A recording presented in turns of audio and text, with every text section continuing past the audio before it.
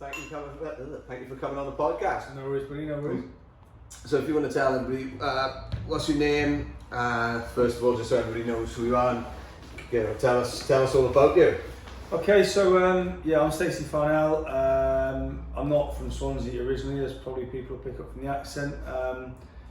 Me and my wife are both in the army. Met in Aldershot back in early 2000, and got married and left the army. And when we decided to leave, through visits down here and sort of weekends away on leave, we decided to move down here. And yeah, it's probably the best decision I ever made, to be honest. I mean, when I first left, everyone's impression of Swansea was pretty much Twin Town. You know, this was way before the Swans were doing well in the Premier League and stuff. And a lot of my mates were like, why Swansea? And people didn't know about Gower. They didn't know about, in the army, your impression of Wales is the Brecon Beacons, and the fact that as soon as you cross into Wales, it starts raining. That is it, job done. And then we came down here, and I'm trying to say to people, look, just in Swansea, there's Land and there's Caswell and there's all these amazing beaches. And then if you go into Gower, there's even more amazing beaches. And if I want to go to the mountains, they're just down the road. And yeah, so we've lived down here now for probably, I think we moved down back end of 2007, so sort of 13 years now, coming to 13 years living in Morriston. Surprised we haven't picked up the accent yet. Mate, honestly, my lad is literally, everything is mush and mun, and like he is proper Swansea, that is it. And I can't help it, I'm terrible. I say like after everything, and I'll copy. I lived all over. I won't say I lived all over the UK, but Aldershot. I lived in North Yorkshire. I lived over in Cambridge. So almost like that sort of north, east, south, and west. And I always pick up something from where I go, or you work in a diverse group of people. I said to one of the boys running this morning, you choose your mates because you grow up with them and you either play football or rugby, or you've got something in common. Whereas in the army, you are all literally thrown together, and the most unlikely friendships come about. Like some of my best mates, and they're still my best mates now, and have been for over 20 years. I probably would have bullied at school.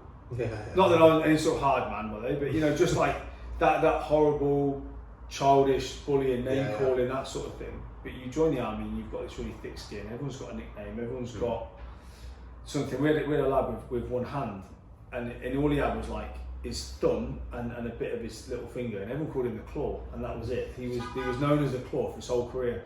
We plastic cuffed or zip tied a mannequin's hand onto his smock one day. So when he put his hand in his smock, we were like, "Hey, you've got a hand." All of a sudden, there's no boundaries there. Yeah. So and I moved down here, and actually through a lot of the friends I've made through running down here, social media as well. I know so many people through social media, through Twitter and Instagram and things like that. But it's the closest I've got to that army environment where people literally don't care. Like there's some, and I don't mean that in a nasty way, but Swansea's very chilled, parochial like that, and it is. Forget the Swansea Cardiff thing. It's a cracking nightlife. But there is more to Swansea than Wine Street. There's more to Swansea than the Swans. My friends don't always get it that when you walk down the street in the morning, people say hello to you. They say all right. Yeah. And everyone says that. Do you know what? It is a bit of a Welsh thing to do, isn't it? In particular, Swansea. I think I was speaking to somebody before who knew one of the Swans players, one of the football players, and they love coming or playing for the Swans and living in Swansea, because they were saying something like, when you obviously they're famous. A lot of people usually around different places would go up running up to them and be like, can I have an autograph, this and that. Whenever in Swansea, they go, all right, mate, how's it going? Yeah. It's just totally different, a lot more chilled out. Same. You used to see the Ospreys players in Tesco's all the time. And aside from the fact that they're bigger than everyone else, they're normal people. They're out shopping with their family. I've never actually, in all the times I've seen players down here, I've never gone up to a player, either Ospreys or Swans, and gone, can I have a picture or can I have an autograph? Probably, if I was with my lad, I'd probably go, look, let's go and ask, But But I just like that, I'm at that point now where I try not to, if I'm walking the dog, I don't make eye contact with people because people always want to have a conversation. Not necessarily just with me, but people will be like, what breed of dog's that? And then I'm stood there chatting with them for 20 minutes and I know how many grandkids they've got and all this, which is brilliant. And at the same time, as I say, I've met so many people through social media, and it's not, social media is a great tool of meeting people, but you probably don't ever meet 90% of the people that you connected with or you like. Whereas actually, we just talked before, I've been lucky enough to be on another podcast with a couple of boys, and basically I them through social media, and a lot of the people who I interact with like daily is through social media, and I've transcended. I've got friends now on Facebook that I only used to know through Twitter, and some people go, "Oh, right, well, who's that? I don't know, I've never met them." But why have you let them into that inner circle? And it's like, well, because we connect so well, and actually, I think if I do meet them, they'd probably be a really good laugh. They're my kind of people, Well, I suppose it's the same as me and you in a sense, isn't it? It was obviously the reason I messaged you initially, wasn't it, a couple of months back, was my uncle Dicko. He said, you're going to do an ultra marathon. Obviously, I know a guy who's done a couple, more than a couple. And about getting in touch, and it's obviously the first time we've met today now. But like you said, we've known each other for however long, like 6 months plus or whatever on Facebook or whatever. And but it's mad that we've got so many different people on there. Like you said, you don't know. You might speak to them online, but then when you see them in person, you go, oh, fuck. Do we know each other well enough to talk in person and stuff like that? Yeah, I mean, one of the guys I know, Dan Gilmore, I'd known him through social media. We'd laughed and joked about the same things, and then we were both in the LC one day. He's there with his missus and kids. I know my lad, and we locked eyes like 4 times, and I was like, it's him. Yeah. And he'd done the same thing. It's him. And we basically sort of moved around the pool, and then the kids ended up sort of being near each other, and I was like, it's Dan, isn't it? And he was like, mate, I didn't want to come up to you in the middle of a swimming pool, and we both just got shorts on. Oh, Stacey, isn't it? But that is Swansea in a nutshell. Like, everyone in Swansea knows someone who knows someone. For such a big place, it's such a small place, you can't talk. Like I say, you messaged me and said, about Cheryl and Dicko, and I was like, oh yeah, brilliant. I've got no problems with that. I've had similar for the people. Like, I run for a running club in Neath, Run for All Neath, and a lad messaged me and he's like, oh look, I hope you don't mind. This is on Strava now. I hope you don't mind me asking you a couple of questions. And I was like, oh no, it's no drama. And I was literally chatting to this guy for about 4 or 5 months. Different things. Oh mate, can I ask you a question? No dramas. Like, his mum is 70, she's got to be 72, she's more than that, she's 73, 74. She's in our running club as well. She only took up running when she was like 68, 69. And he's like, oh yeah, my mum put me onto you. And I was like, what? And he's like, yeah, my mum was saying that because I wanted to do some ultras, and I was a lad in the running club, does them all the time, looking up on Strava. Like, his mum is amazing. Like, her nickname is Jean the Machine, and because like she's got herself up to half marathons, and I think now fitness and at any level, whatever you do, is a real, it's impressionable for kids to have parents that keep themselves fit and healthy. But imagine what it's like for grandkids in their nan going away for a week. Like, she'll go away for a weekend with the girls. They went and did the Liverpool Rock and Roll half marathon. Our nan's going away with the girls, and they'll go on a mad tear up after the race, when they're like this Asbo crew with Jean at the helm, and you go, there's no age limit anymore. It used to be like, you're too old or. And do you know what I found? It's really inspiring as that. As you said, like people who are in their like late 60s, 70s, and sometimes even older than that, which are running like long distances. You know what I mean? They're running like. You see it in the half marathons, like Swansea half marathon. You see a guy who's in his 90s or whatever who's like running and he's getting like sub 2 hours and things. You're like, it's crazy. But the longer distance stuff again is very popular. I think that apparently you get to a certain age. I think it's after like, is it in mid 40s or when I think so. Apparently you get like get better. I mean, one of the boys that runs with us, and again, social media has played a massive part in it. The main core of people I know, so the guys that, like David Martin-Jewell and Nick Francis, who started Swansea Half, like I know them through Twitter. Nick Owen, who I run with probably pretty much every day, is nearly 20 years older than me, but at 59, I'm sure you won't mind me saying that, you know, he's the one, literally most nights, who'll put a text in the WhatsApp going, anybody out tomorrow? Morning miles? You know, and I've got these people who will, and I'll go, well, actually, I've got an excuse not to go out. If a nearly 60-year-old bloke's getting out, and we're not talking 10Ks, like I said to you earlier, I've done a lot of miles through lockdown, and he's done almost an equal amount of miles. I mean, he was going out some days and just like Monday 14 miles, Tuesday 13 miles, Wednesday 11 miles, Thursday 14 miles. You know, he was cracking out consistent 70-mile weeks. And you go, do you know what? How can I not get out and train tomorrow when I know he's going to be out? Yeah.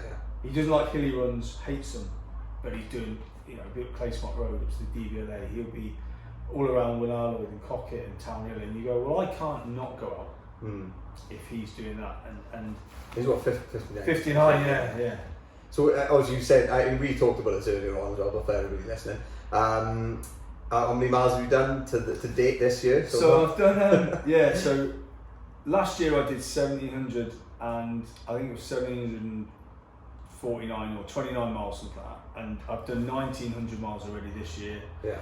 So hopefully by the end of next week I'll have hit 2,000 miles, and I'm going to try and hit sort of at least 2,500 for this year. And that's, I mean, lockdown's played a huge part in that. I've run 1,600 miles in lockdown. My general weekly mileage is probably 35 to 40 miles, but if I'm training for something, I'll push up to 50. And I was doing consistent. I think this week I probably won't go away this weekend. I think I run at least 100k every week, switching between miles and kilometers just to piss people off. But probably run 100k every week, which is 62.2 miles. So at least 100k every week for probably the last 2 months. Do you know, because when you first put that up, right, I was like, what the fuck? I was like, so I looked at my Strava then. I was like, what's my old, what have I done this year or something? I can't remember what I did I've done this year, but I know my old time on Strava. Bear in mind, I did use Runkeeper for a little bit before as well, but not for long.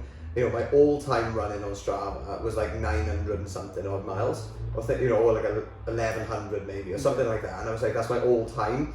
And I'm like, he's done more than that in the last couple of months. I'm like, it's bonkers. It's not, and it wasn't something I planned to do, but because of the pandemic, every man and his dog turned into a kettlebell assassin or flipping TRX or skipping ropes. I mean, you were lucky if you could get a shuttlecock online because people thought they could do some sort of workout with it.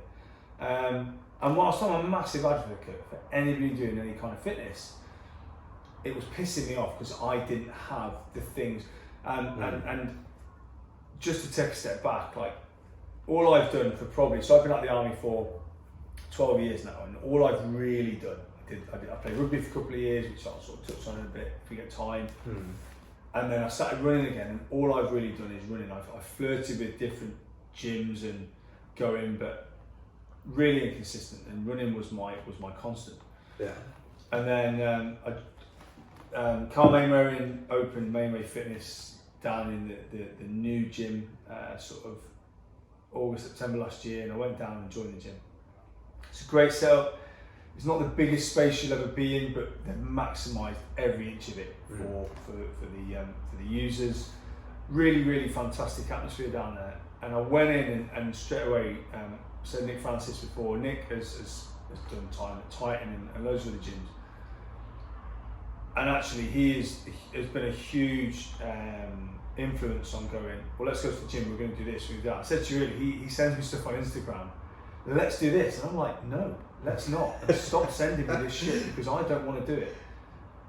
But I'll go and do it anyway. And I got into the gym hugely. I was really, really into the strength and conditioning, things like the assault bike, the skier, that I'd never really done before. All of a sudden became a real, this sort of a real cornerstone of my training, and I was like, well, I'm doing really well. And then lockdown hit, and all of a sudden I didn't have any of that. Yeah. Because listen, you go down to a gym and you've got all the weights and you've got the machines, you've got all of it's great. Right? If you're stood outside the front of your house skipping, it ain't the same. I don't care what anybody says. Like, you can train anywhere. Yeah. The gym is the atmosphere. But the gym is the atmosphere, and the gym is the smells and being able to just make something up and go, well, I'll do something on that and something on that, and cobbling a circuit together, skipping up and down my street, while the local kids are like, who's this dickhead? Yeah. That wasn't my bag.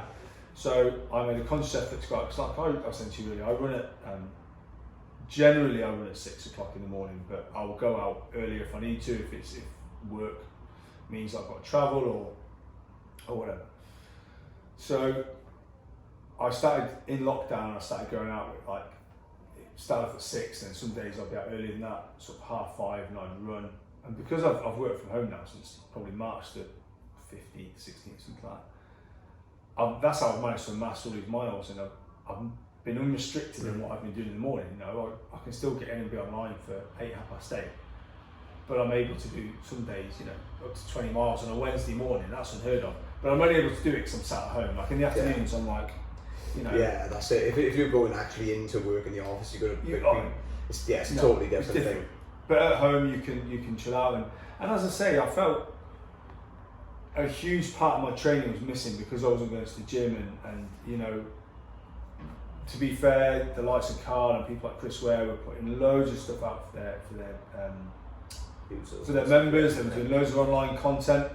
And again, do you know what? I just don't want to work out in my living room. I don't, and I ended up getting a kettlebell for me, and we used it. I used it at home. Don't get me wrong. Again, not as much as I could have, because at that point I'd think I'd become a little bit obsessive with the mileage and stuff, and doing the running. One of the things I found, you know, you said there with the kettlebells and stuff. I think if it's just one or two things, you've got, or like one kettlebell and you're doing a couple of exercises with it, that's quite like repetitive or boring essentially. But when you, like what I found through lockdown, I loved it actually. It was lucky enough I had a lot of equipment from Titan. You always get a plug in on this podcast. Does actually, it's for the third time now. But yeah, literally, you know, I had a good few bits of a kit from him, and I had some stuff in the house anyway. So I was doing pretty much the same circuits as I'd be doing in Titan, but just less. You know, so instead of like 15, you know, exercises, it'd be like, I don't know, 8 to 10 or whatever. You know, so I'm mixing it up, doing 3 rounds, doing the same sort of like sets or whatever. And I just, I got on with it quite well. But like, you know, if it was, like you said, if it was just like if I had a skipping rope or if I had just the kettlebell, you know, I wouldn't have been able to do anything. That's why I think running's been good for me through lockdown as well. Yeah, I mean, I saw, you know, I've obviously seen some of the stuff you've done on Facebook and that, and some of the different challenges you set yourself, and like the evolution of training. Like last year when I joined the gym, initially it was light weights. It was very uncomfortable. I didn't really know what I was doing. I was having to learn techniques, and by the end of the year, I was going down, you know, and again, sorry, just say, like I'd always been working with someone else. By the end of the year, I was going down, I was doing those sessions on my own and making it very uncomfortable for myself, and actually enjoying it and going, do you know what? And you know, again, shameless plug, I don't think I needed to lose a lot of weight, but I probably lost about a stone, you know, developed a set of abs, which, you know what, I don't even care. I'll get them bastards out as much as possible. The boys give me loads of shit like, and I'm like, I don't, you know, every now and again after a little post on Instagram just for the haters, I'm not even asked. Because I'm like 42 and I've never, you know, probably in my youth and different things I do in the army, I've always been in a fairly decent shape. But through leaving the army, and as I say, you know, rugby was the one that knackered me up, because I stopped training regularly. I was playing for a seconds, I trained a couple of times a week. Saturday was like being on the piss more than anything else, more of a social thing. I put a bit of weight on, then I started, like I say, I was trying to catch like 18-year-old lads at training, never pulled my hamstring before, I can snap my hamstring dreadfully, felt like I'd been shot. Yeah. I lay on the floor in agony, a load of boys around me like, you alright? What's happened? And I was like, oh my God, yeah. Like, what is this? Like, I've never done anything like this bad. So all of a sudden, when that sort of injury healed, I started running again and just doing a bit, and it felt uncomfortable. I was heavy, and I was like, right, I need to try and drop my weight a little bit. I like my food. I'm not like a pig, but you know, if there's more left, I'll have another bit. If my wife needs a bit, I'll have a little bit. And that sort of thing. When I joined Manies, I started really consciously looking at what I was eating. Then I started doing this extra training, and all of a sudden, I was like, I felt more comfortable in my clothes. I felt more comfortable in my own sort of skin. I felt less self-conscious, you know. And everyone jokes about the dad bod, and I don't want to be, you know, I don't want to be on the cover of Men's Health, and at the same time, you know, I don't want to be fighting diabetes. You know, it's getting that happy medium where you go, do you know what? Nobody wants to turn 30, 40, 50, whatever, but I'm in my early 40s. I'm running really well, I'm training well, I'm doing some mad races that I never thought I'd do. And I've got myself in a sort of shape that I'd have been proud to have had when I was 22. So, and then, you know, I said to you before, I'm really lucky that I've got, if you can find one person who will get up at 5 o'clock in the morning and train with you 4 or 5 days a week, like you hold really on to them. You know, hold on to them. I've got maybe 3 or 4 of those, and they'll train at, if they need to train at 5:30, they'll work it round, and they've got full-time jobs as well. You know, one of the boys lives over in the Bont, and he's the same as me. He's done more 100-mile races than I have, and he's also, you know, big into his ultras, and he'll be like, oh, do you want to go for, you know, do the Friday, 16 miles Friday morning over the Bont Mountain, okay? Just 16. Yeah. But I've got to be in work. Can you be at mine for 4:30? And I was like, fuck, right, okay. So, yeah, I can do that. So this is on a work day. I'm getting out of, or maybe it's like, can we start at 5, something like that. So I'm having to get up at 4:15 to give, you know, to make sure, and I don't eat before I train or anything, but I was like, right, this will probably be a bit of a gnarly run. So I had a little bit of food, had something to eat. I've got a nice morning routine going. But I was at his house at 5 o'clock, ran 16 miles, got back in, you know, and he's like, right, I'll see you later, I've got to go to work. And I was like, you know, I look at my watch, and it was something like 7:10. Yeah. I'd already ran 16 miles. And like, a lot of people won't get that. A lot of people listening may not get that. You know, I put on Twitter this week that I don't get why you would get up at 5 o'clock in the morning to go to the gym and not do everything you could while you're there. We've all been to the gym and seen people who will wander around and they'll lift a few weights, they'll take a load of selfies, they'll chat to people, and they'll leave the gym looking fresher than when they got there. I want to leave the gym as if someone's just dragged me backwards through a hedge. I want to know that my membership is being, you know, well earned, and I want to know that I've gone and done something. Like, why would you get up at 5 o'clock in the morning to not work? I can't get my head around it. Do you know what?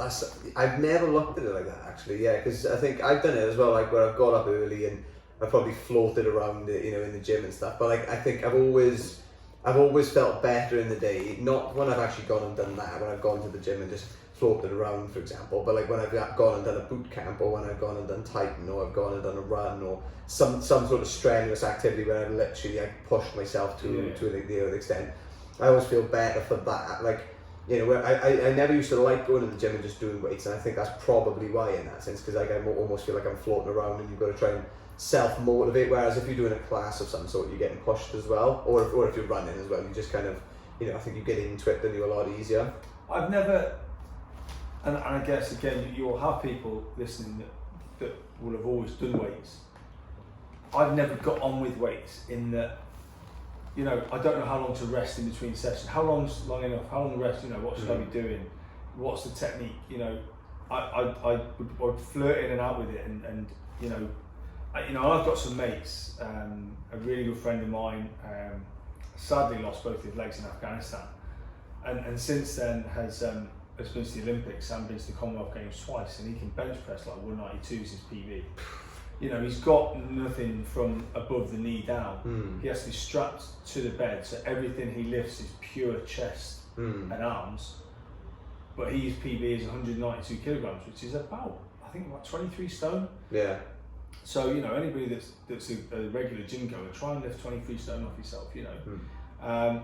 But he's been to, like I say, Commonwealth Games. He went to Rio. He was supposed to be in Tokyo this year. He's the European champion. You know, that was always his thing. Yeah. You know, he knew how to do it. He was always strong. He was a powerlifter in the army before his accident. And I'm like, that was never me. You know, I've always trained, I've always ran, I've always been sporty, played football and stuff. But, you know, the army set me up with a real a backbone for self-motivation to go out, because as I was saying to you before, I essentially worked in a squadron that everybody volunteered to go to. You couldn't be lazy. You couldn't just rest on your laurels. Oh well, I've passed this course and I'm working with the paras now, and you know, because there'd always be someone going, mate, you were a bit shit on that run, weren't you? Always someone holding you to account, and I've still got it now. Our WhatsApp, I mean, and every lad's WhatsApp in the country is this brutal place. Yeah. You don't tip up for a run, or you don't tip up for the gym. Our WhatsApp is like machine guns are out. Like, there's no holds barred in that WhatsApp group. You know, you need that. That's the accountability aspect, isn't it? Do you know what I mean? It's no matter what sort of training you're doing, you need somebody to hold you accountable to it. You know what I mean? Whether it is running or if it is, you know, like the gym as well. Like I find that, you know, if you sign up to a class, like for example, the morning, like let's say you've been Manies now, you know, like I don't know if he's got that, but he might have like an online booking system. We book a class. Yeah, it's got the app. Yeah. That's it. Yeah, you know, you feel like, you know, you don't want to let them down just because it's that little bit of accountability. But then if you've got a friend who's going with you as well, and they're expecting you to be there, it's even more accountability to be there. Yeah, and I mean, you know, when I started running down here, and the first long, I'd done the London Marathon. That it was the first marathon I'd done, and I didn't have a great race. Everything up to the race was amazing. The first 20 miles of the race was amazing. For anyone who's done a marathon, people talk about hitting the wall. I hadn't hit the wall at all in my training. There was none of that wall, nothing. Fuck me, on the day, I didn't just hit the wall collapsed on me. I was like at the bottom of 911. It was unbelievable. And I literally, the last 6 miles were the most uncomfortably brutal place I'd ever been in my life. And I collapsed with about 800 metres to go on Birdcage Walk, which is literally just around the corner, you know, from the Mall, which is the last 300 yards to finish. And I sat there for about an hour and a half, literally just unable to move, everything spasming. Luckily, a really nice lady rang my wife. My wife came and found me. She gave me a bit of a talking to, said, right, come on, you need to finish. And I was on for like a 3:30 finish, and I finished in just over 5 hours. And if I'm honest, I stopped running for a couple of months. I was like, I put so much into that, and I followed a full 3-month training program. I did everything, I ticked all the boxes. And just on the day, the occasion got the better of me. I wasn't drinking enough. I wasn't showing off or anything, but I think I was scared about drinking too much, and I just keep stopping to go to the toilet. And then I stopped running for a bit, and then the likes of Nick Francis and Nick Owen and Dave Martin Jordan, my wife was running with them at the time as well. I started running with those guys, and what started off as like maybe once a week grew into twice, 3 times a week. We went and did the Paris Marathon together as a group, and then every year on we did different European marathons. You know, I've sort of done Paris, Barcelona, Reykjavik, Rotterdam, Bruges, and they became an event. It was like a little mini holiday away, and it's such a different experience to doing a marathon over here, because you've got the travel element of it, and everyone that's over there is running, and it's really nice atmosphere. And afterwards, Dublin, we did the Dublin Marathon, and we went straight into this Irish pub, and anybody who's been to Dublin will know that the Guinness tastes amazing in Dublin. It tastes better than everywhere else. Yeah. And we stayed in this boozer in our fizz kit, and we just sank about sort of 8 or 9 pints of Guinness, had a burger, and it was a typical Dublin pub. Not too dissimilar to where we are now, you know, sort of an old beer barrel for a table and mismatched chairs and stuff. There was some geezer in the corner on one of those little tambourine things, and a guy singing. And I was like, do you know what? This makes the early mornings, this is what it's all about. And then the ultras sort of started, and initially, because it was the Endurance Life ultra you did, wasn't it? Endurance Life 35 miles. And Nick Francis was like, should we sign up for this ultra? And I was like, I don't know, I just didn't have the balls at the time. I was like, I don't think I'll be able to do it. So he signed up for the ultra. It was a different route to the one they do now. The weather conditions a couple of weeks before were horrendous, torrential rain. So the second time he went over and around the back of Rossley Down, it was like Glastonbury, sort of mid-shin deep in mud, and he said he was on his own, just like screaming, fuck, you know, and all this sort of stuff, and he said he hated it. But I was telling people, one of my mates has done an ultra, like massive achievement, like I couldn't believe it. And I was like, right, well, I'm in. I'm gonna do an ultra, and I've learned. Said to you earlier, I made loads of mistakes on the way. We did a 40-mile road ultra, which we tried to approach like a marathon. Right. Okay. But obviously, you've got 14 miles to do at the end of it. Mm. Didn't go down. Didn't go very well. I got to about 28 to 30 miles. The pair of us just were in shit order. Nick would be like, "I've got to go, mate. I'm going." And he'd literally get 100 meters, and he'd turn around and look at me, and he'd start walking again. He was like, I can't do it. we made our way through it. Then we entered, the endurance life. Did that. I've done that sort of 2 or 3 times, and I went to my first 50 miler, and I was like, I'm a bit more comfortable now. Mm. The clientele at some of these races, they're different. They're not. There's obviously some guys that are there. They're there to win. They look the part, and that they're rapid as well. And there are other people that just rock up because it's a nice day out. Yeah. There's a thing called the 100 Marathon Club. Again, not very well publicised, probably people won't know about it. If you've run 100 certified marathons, you can join the 100 Marathon Club. It's a nice little 100 Marathon Club vest, and there's a guy who runs for the 100 Marathon Club, covered in tattoos. If you ever see him at a race or anything like that, but he's done nearly 1,000 marathons and ultras. And this guy will race. He'll race Friday, Saturday. If there was marathons 3 days running every weekend, he'll race Friday, Saturday, Sunday. He's not going to win it. He's an older guy, obviously. But yeah, he's ran. I think it must be 1,000 ultras and marathons now. That's crazy. And they just rock up. Yeah. But they're always good for a chat. But we were going to Reykjavik, me and my wife, and we parked at Bristol Airport. We were going to the airport. A guy got in. He got like you could tell he was a runner. He got the old running club sort of jacket on. My wife's going, where are you going then? Reykjavik. Oh, you going for the marathon? Yeah. That's my husband's 20th marathon. It's my 10th marathon. And he's going, it's my 500th marathon this weekend. And I was like, I just gave it the death eye, like, nice, yeah, it's fucking brilliant. 500. And he was like, just I'm not married, and every weekend I'll find a marathon somewhere and I'll travel to it, and that's my adventure. And I've travelled around the world doing it, and yeah. So once I'd signed up for my first ultra, and I'd done a couple of shorter ones, then a couple of 50s, sort of around Gower. There's a company called Run Walk Crawl.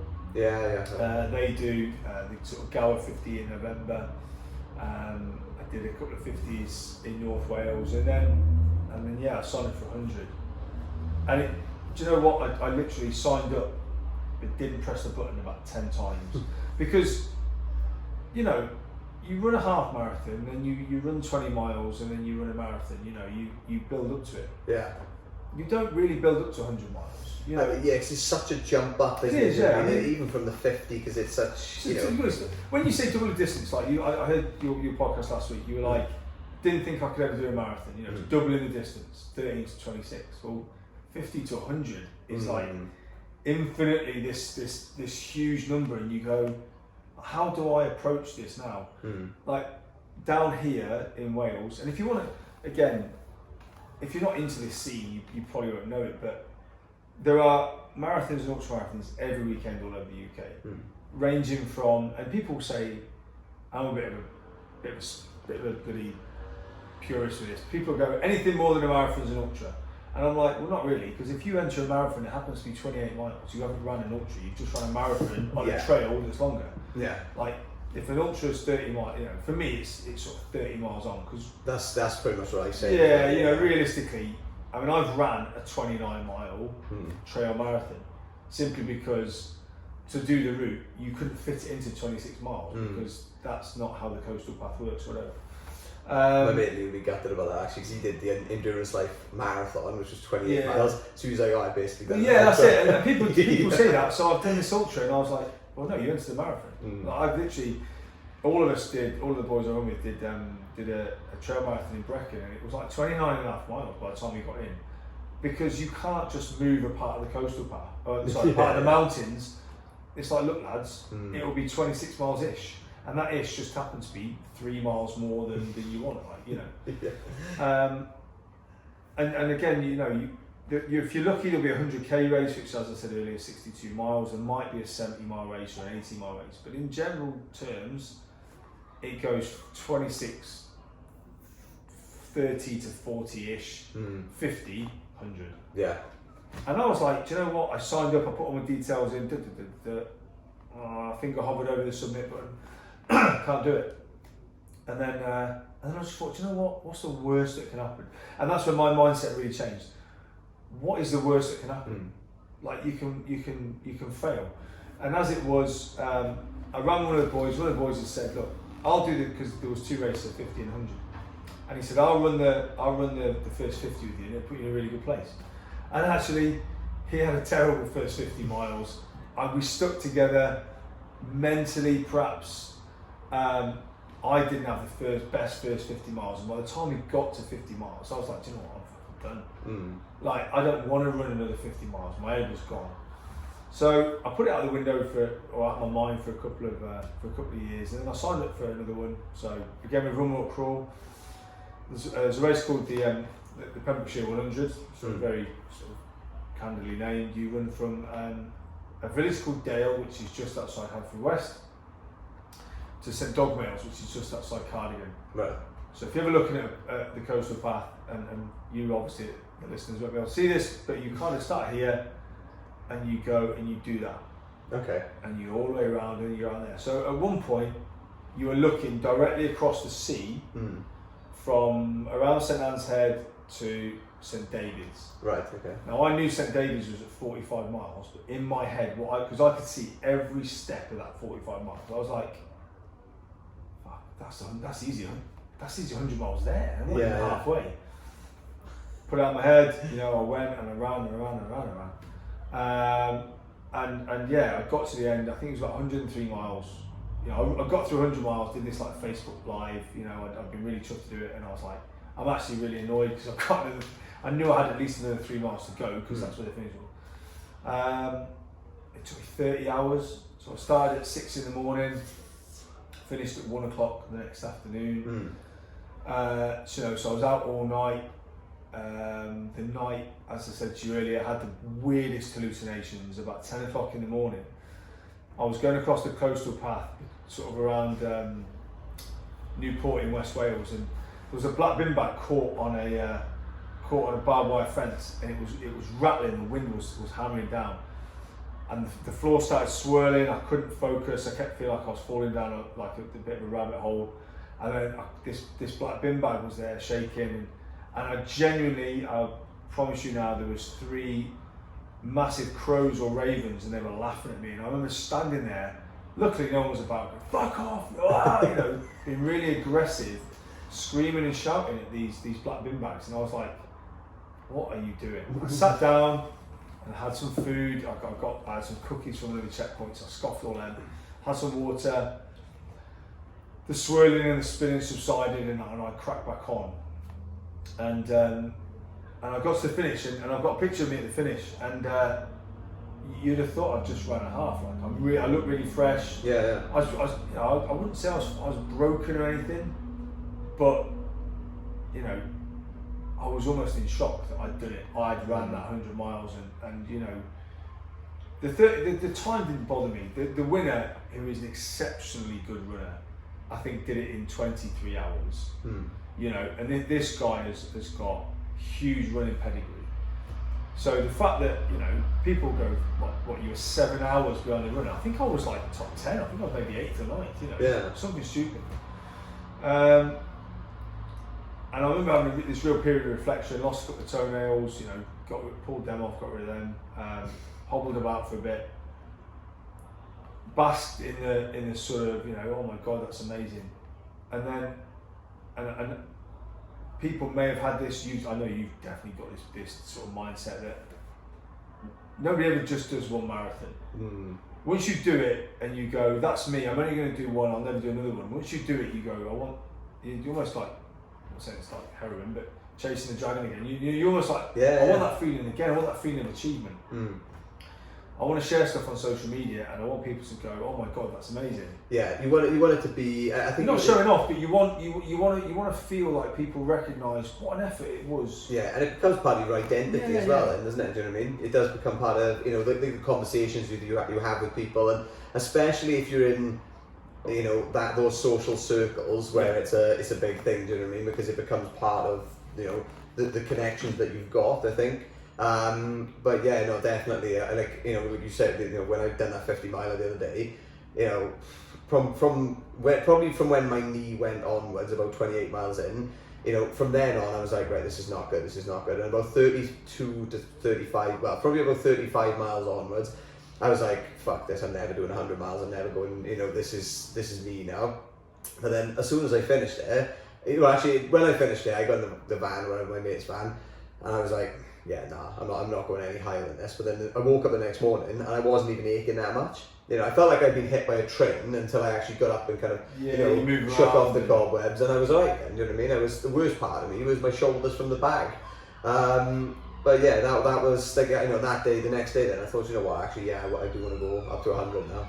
It's a really strange feeling. I mean, as I say, I don't do runs or races or any distances for likes or, you know, other people's opinions is by the by.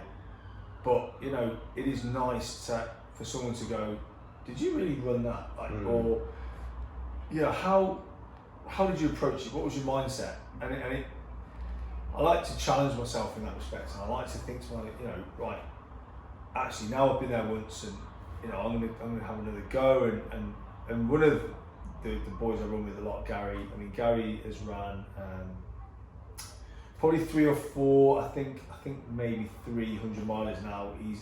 He's attempted the race across Scotland a couple of times, which is 208 miles from east to west or west to east. And again, he's come up short, but he's learnt from it, and he's not, you know, again, we give him a day where we're all sympathetic towards him, great effort, mate, and then after that it's like, how can that old lady beat you? And you didn't finish. Yeah. But you know, he's grown in it, and I mean, he is an amazing trail runner. You know, I'm in awe of him. There are days when we're running, and like 1 minute we'll be next to each other, and the next minute he's 10 metres ahead, and then he's 20 metres ahead, especially at night. Like someone lights a fire up his ass and he's gone. And I've been lucky enough to race, like I say, a 100-mile race with him. We did the Dragon 100 last year, which started in Swansea and finished in the on Cardiff Bay, so at the Norwegian Church on Cardiff Bay. And again, you don't think there's that much coastal path. How can that be 100 miles? But you know, from Swansea to Mumbles is 25 miles. Yeah.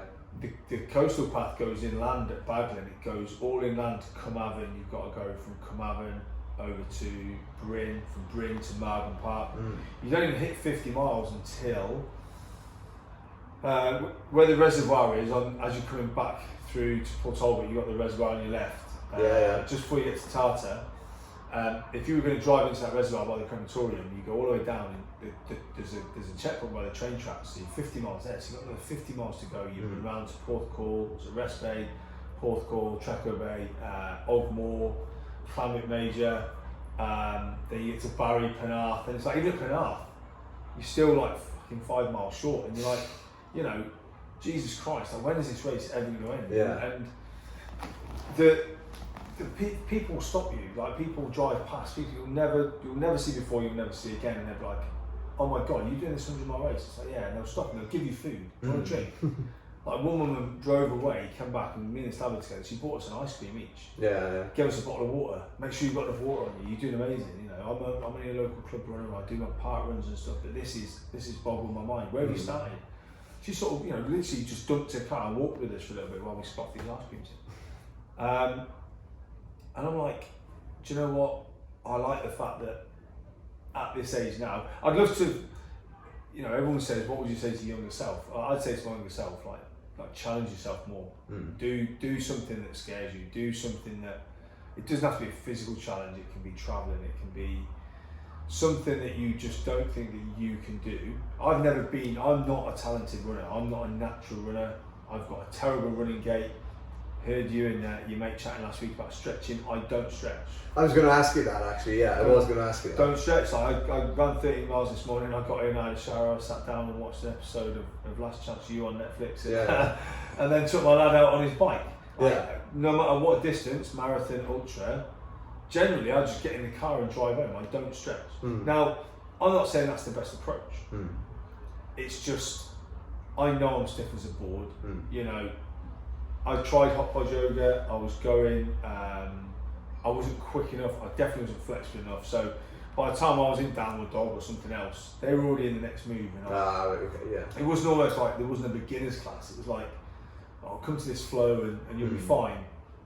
You know, and I'm in this tent and like, you know, I'm maybe one of two blokes, everyone else is flexible as you like, and I'm this piece of 2x4 fucking, you know, she had to give me a thing to put in my ass so I can try and reach down to my toes. I can't touch my toes, I can't do this.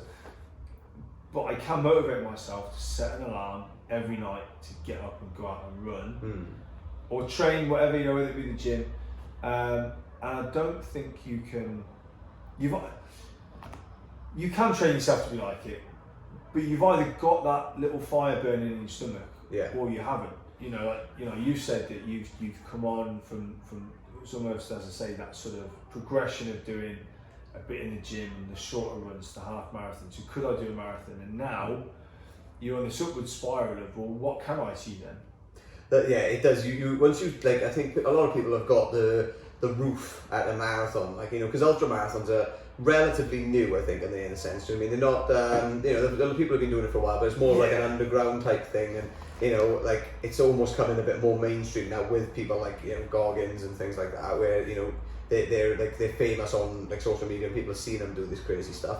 But you know, like, before that, I think people just thought, you know, like a half marathon is as far as I'll go, or a marathon, you know, is the furthest I'll ever go, and like that's the one time I'll ever do it.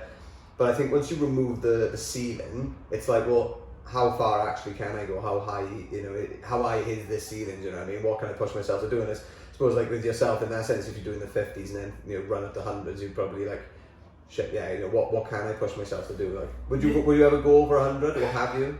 I mean, the two I've done ended up being 103 and 104, and again, that's literally because the start, you know, you can't just move the start 3 miles forward. You know, you've got to work around areas. I would like to do further. Said to you earlier, you know, I'd like to do a multi-day. I'm not quite sure how my body would hold up to that. I think I can. I've done. Last year, I did a 25-mile training run at night. We did a part of the course for the 100-mile route that I wasn't sure of. Did that on the Friday night. I ran. I think I did a 10k Saturday night, and then I paced 4:30 at the Great Welsh Marathon on the Sunday. So I did sort of thereabouts 60 miles over that weekend, and I was like, well, chuffed. You know, I think this is brilliant. You know, perhaps I could go and do, but then I had to remember that, you know, that 10k on the Saturday was a leisurely, really slow pace. You know, it wasn't like, there's a race called the Ring of Fire, which is round Anglesey. I think the first day is maybe 62. So I think the first day is maybe 100k. Then the second day is 35 or 40 miles, and then so 62 miles, 40 miles, and then maybe 35 miles to finish, something like that. I probably have got it there. I probably could. Yeah. You know, but a lot of the time it's like, it's the logistics of it. You know, as I say, I'm married, I've got a little boy, I've got to drag everyone up to North Wales because I ain't driving myself back after running 3 days of that shit. And I've put myself in some precarious positions. I've done races where I've driven home tired, you know. It's not. And it's, you know, now, my if I race anything now over a certain distance, my wife and I talk about it, you know, I ain't getting any younger, and you know, I tend to get tired a little bit quicker. Like, it's like sleeping bag in the car, get you down 4 or 5 hours. You know, don't be stupid, just be sensible what you're doing. But yeah, I'd like to do more than 100. I think I could do a multi-day. I'd like to do, I mean, there are some amazing races in the world. I mean, the world's a big place, but there are some spectacular and famous 100-mile races. There's Western States, there's Leadville. All of these races now have got, they've got balance. You know, you have to have a certain amount of, like there's UTMB, which is the Ultra Trail Mont Blanc, and I think it's about 130 miles. You have to have a certain amount of points, so you have to do a certain amount of races, and those races have to give UTMB points. So say, for instance, Run Walk Crawl now, they will pay UTMB, right, and say, right, we'll pay you £200 every year so that we can award UTMB points on our races. So it's a business having to pay another business because people will enter that they know that people enter their races to get UTMB points. So you have to amass a certain amount of points just to enter the ballot. And if you don't, you can't. You won't even beat those for that. Yeah, see you later.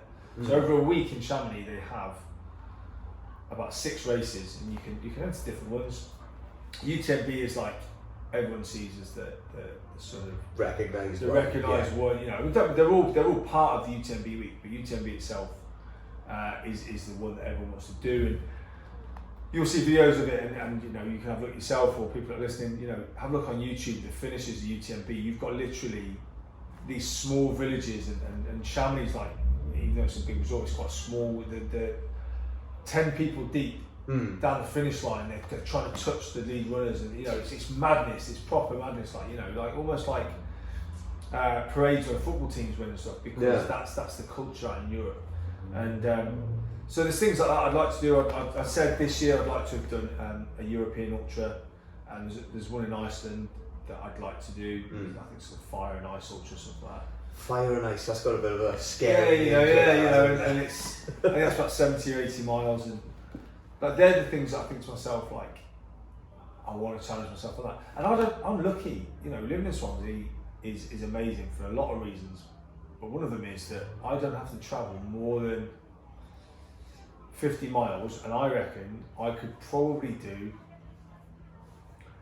40 marathons and ultras in South Wales alone. Yeah. Because of the Brecon Beacons, because of the Black Mountains. Yeah, there's quite a lot, isn't there? When I've looked on some of the websites, and I'm guessing the websites I'm looking at probably don't host all of them either. A lot of them are probably the underground ones or smaller ones and stuff like that. Yeah, there is a lot going on, because the terrain is great for it, like you said. So it's, you know, you've got South Wales, North Wales. There's a lot of widely recognised ultra marathons. There's Lakeland, which is in the Lake District. You know, they've got 50 mile and 100 mile. It sells out in like 4 or 5 minutes. Yeah. The Snowdonia Marathon sells out in 2,000 places. Sells out in about half an hour. Literally, people are there. Was it the Snowdon? So there's this Snowdon Marathon. Yeah, I was going to say I think my auntie Cheryl, she's done that. Yeah, I've seen Cheryl up there. Yeah, one of the years I was supposed to do it with her actually, but I backed out, I think. No. I saw Cheryl up there. But yeah, all of that sort of stuff, all of those, you know, that's just in Wales, but you can go the southwest coast, you know, all around the southwest coastal pass, amazing. The lakes, Scotland has got hundreds of different races and stuff. Scotland, yeah, it's crazy, you know, land. But, you know, ultimately, why would I want to travel 7 hours if I can go and do a race that takes me 40 minutes to get there? Yeah. You know, don't get me wrong, I probably will, over time, I probably will branch out to those races, but for now, because I'm a simple guy, I'm like, how do I keep my wife happy? Because she's a runner as well, she's done, she's in double figures for marathons, she's done 7 or 8 ultras as well, you know. How do I keep my wife happy when I'm entering races, whilst also, you know, trying to be a father, trying to do these, and half of it is, well, I'll do this race, but actually I'll be there and back in a day, you know. Yeah, it's not like it's like a week away. Yeah, you things know, like that. and she knows the routes. Like when we did the Pembrokeshire 100, when I did the Dragon 100, it wasn't like I was trying to describe to her places that she'd never been to. We've been to most of the places. I'd be like, well, I'll see you in Newgate, or I'll see you in Ogmore. And she'd go, oh, right, okay. There's no way you can miss me, because I'm the dickhead running past, you know, on my own, a couple of walking poles and stuff. But the whole, you know, everyone thinks running's easy. We were saying earlier, you know, everyone thinks running's easy. Just get out and run. It is to a certain extent. It's as easy as you want to make it. If you want to go and do park run once a week and just keep it a general level of fitness, or use it for a social interaction, because a lot of people do park run and then sit in the secret for double the time that they're running for, eating cake and drinking coffee, and that is absolutely fine. As you start progressing on, you know, if you get quicker, all of a sudden your times become a priority. There's so many great runners who will literally walk off a course. If in the first couple of miles they're not hitting the miles they need to, they'll just walk off a course. They don't care. They'll waste that money. I'm a completer, not a competer, you know. Yeah, I like to push myself. As long as you get it done. But I also like that's to the kind of finish, main thing. These guys will walk off the course and everything becomes about the watch. It's the same with distance. All of a sudden it's like, I've got to do this, I've got to do this. You know, I've done an incredible amount of miles over lockdown, but at any point I can turn around and go, I just got to run a tour this week. And that is not going to affect my fitness. Hold that thought. Sorry, carry on. Like I say, I think the running is what you make it. It can be as easy or simple as you like. If you want it to be a social thing, you know, I know a lot of good runners, a lot of fast runners, who don't press themselves at all. If they run a fast race, great. If they don't, they don't. But I also know too many people, and I became, for a while, obsessed with running faster, running, you know, harder all the time. And actually, it's not great. Again, go back to what you said, and you may have said on the podcast last week. You know, there are people out there that push and push and push and push, and it's actually, where is you want to go? I was training like an absolute maniac. You know, going out running 6-minute miles with no race in mind at all, no end goal at all. And now it's very much the opposite. I race with, we've got a German short-haired pointed dog. I run with him. He comes out with me at least 3 times a week. I've raced with him, done a marathon, won a marathon with him this year. We did a Caney Trail marathon. Yeah. And we won that, which was amazing. You know, I think 18 miles was the longest we'd ran in training together, and then we did this marathon. You know, that's amazing. And you know, I've totally evolved now into, like, if I want to walk on an ultra, like, I'll walk. There are some people that are still going, oh, you know, I need to run to the top of the hill. It is what it is, you know. And as I say, if you've got the motivation to, for whatever reason, losing weight, wanting to be fit, wanting to get trim, going on a holiday, you know, guys have got it easier than girls. Let's be fair. A guy loses a bit of weight in general. You know, everything's a little bit. You know, we can wear shirts that are a little bit smaller. We can, whatever. You know, for girls, they lose weight in different places. Yeah, it's harder as well, isn't it? Actually, I think it works out that it's about 30. I think at certain points during the menstrual cycle, apparently it's 30% more difficult to lose weight or something along those lines. Obviously, you've got water retention and things like that. Some girls will lose, like when a lad loses weight, it's generally off his stomach. Yeah. Do you know what I mean? And off your face. When a girl loses weight, it can be all top half, it can be all bottom half, it can be a bit in between.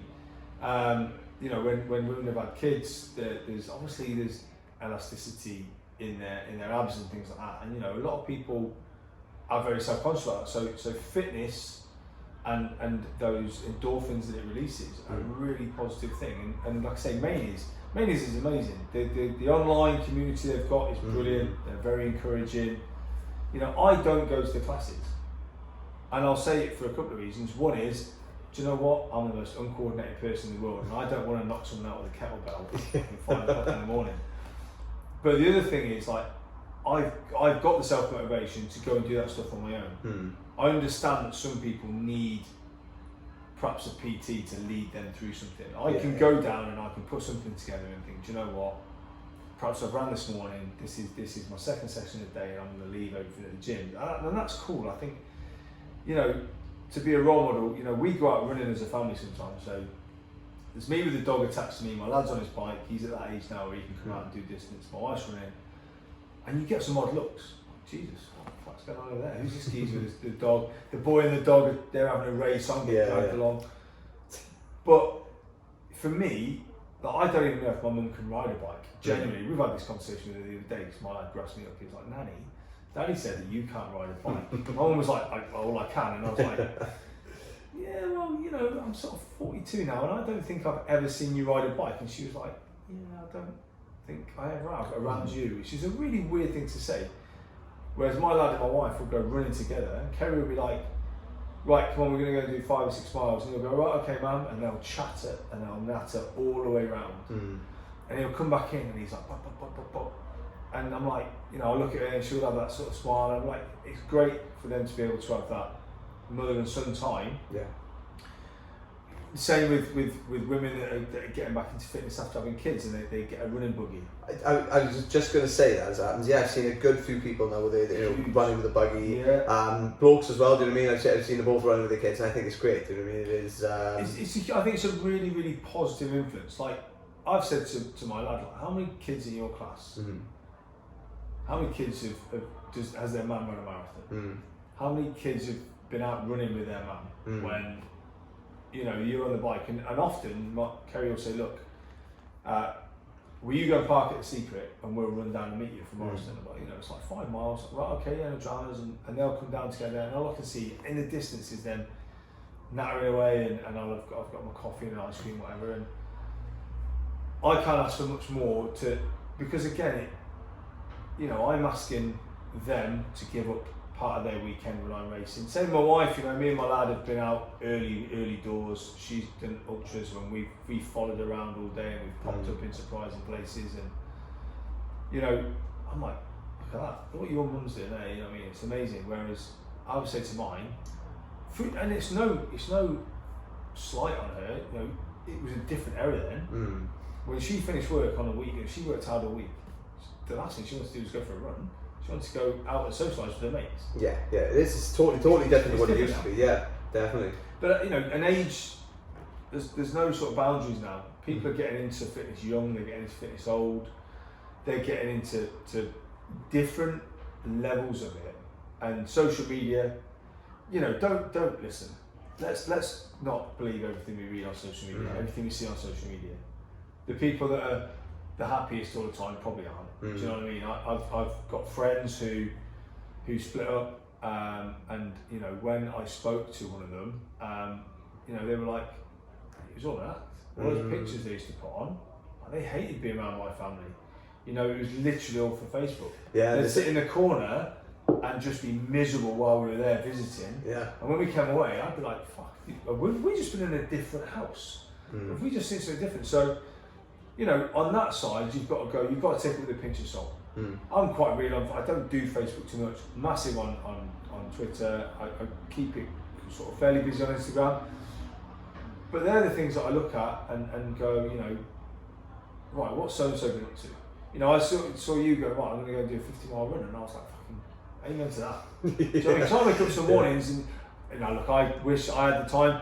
I can't go for a shit in my house without my wife coming in, the dog coming in. The dog will sit between my legs, my lad will come in to say, what's happening in here? Then my wife will come in, and I'm like, can I just have a minute? Yeah. Do you know what I mean? So I ain't getting away off the cuff. Off doing miles. Yeah.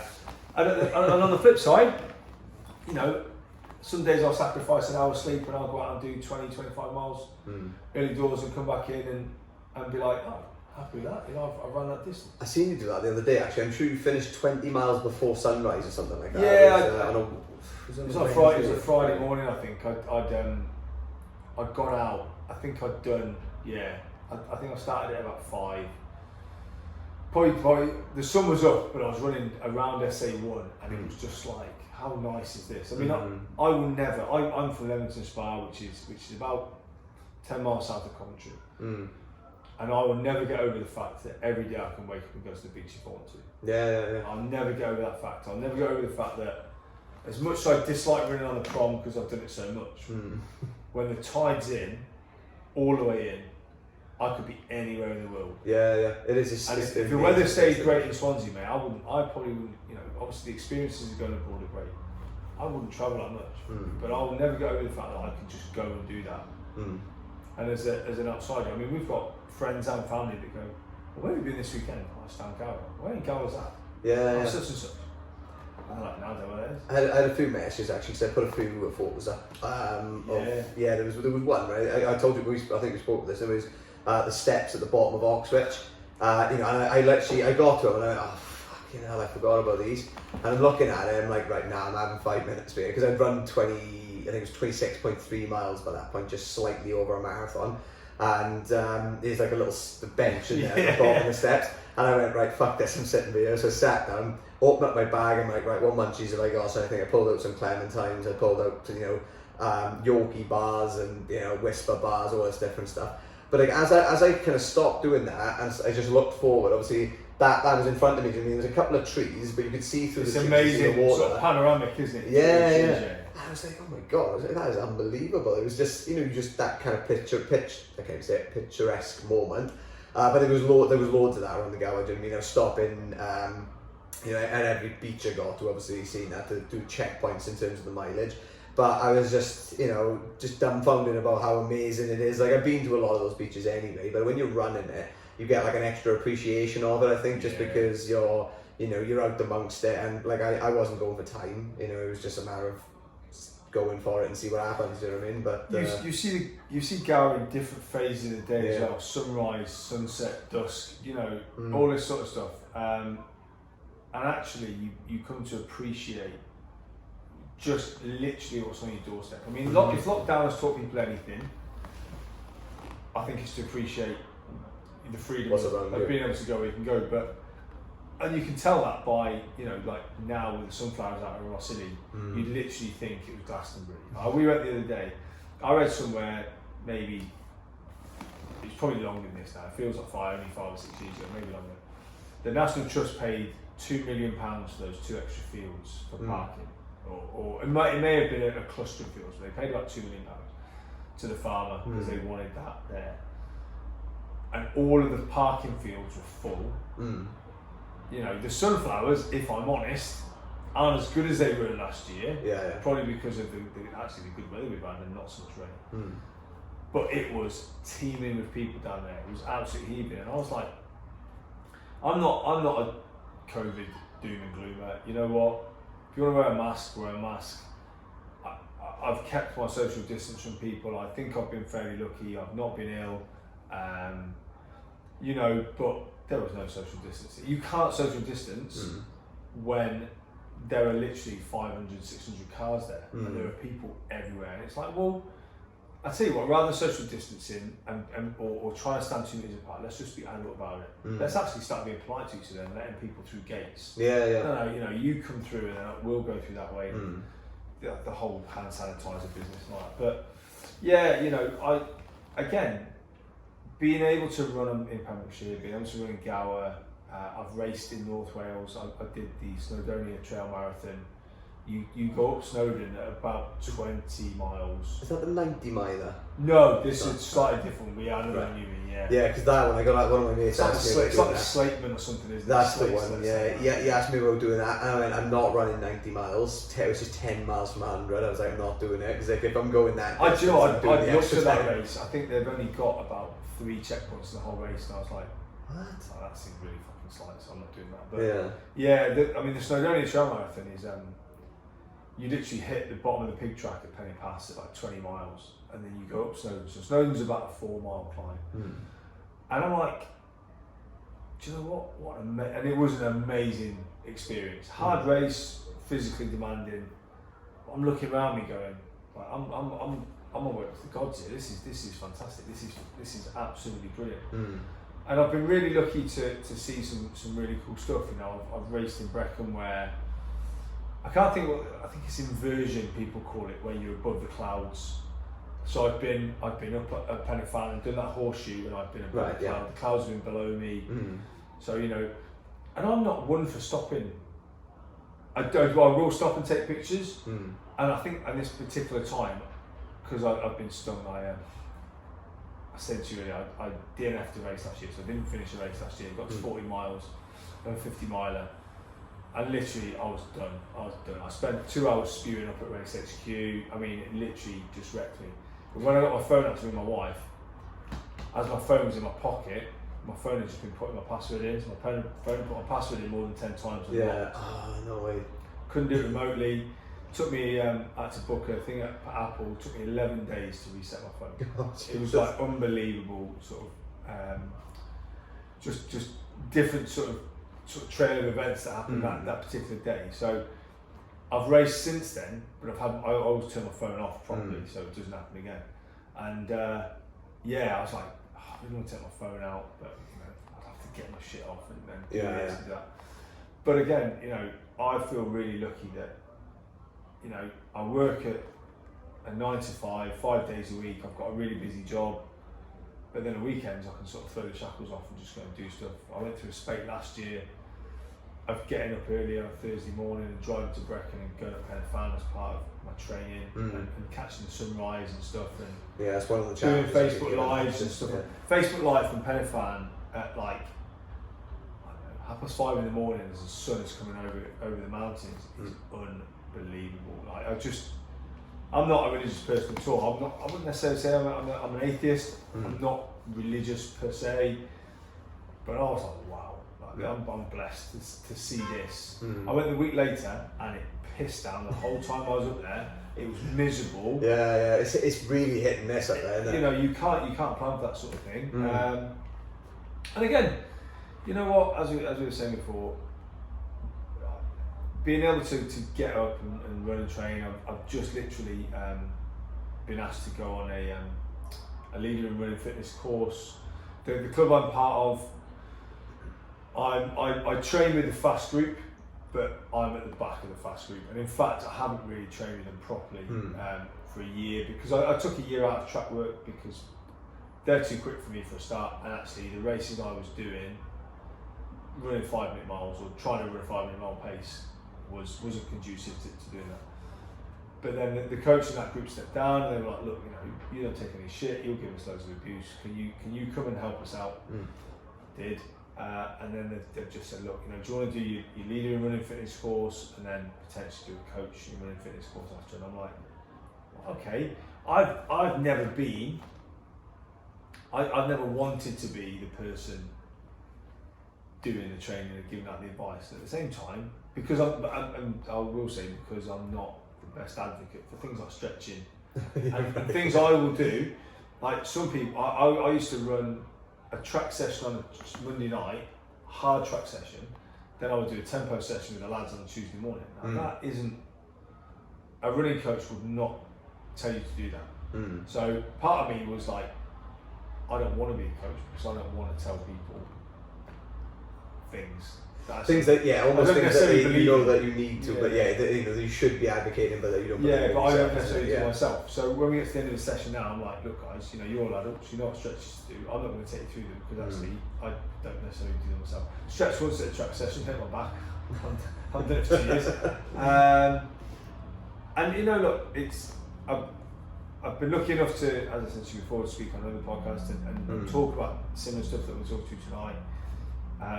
Feel really privileged you've asked me to come on and just to go through the sort of things that drives me on.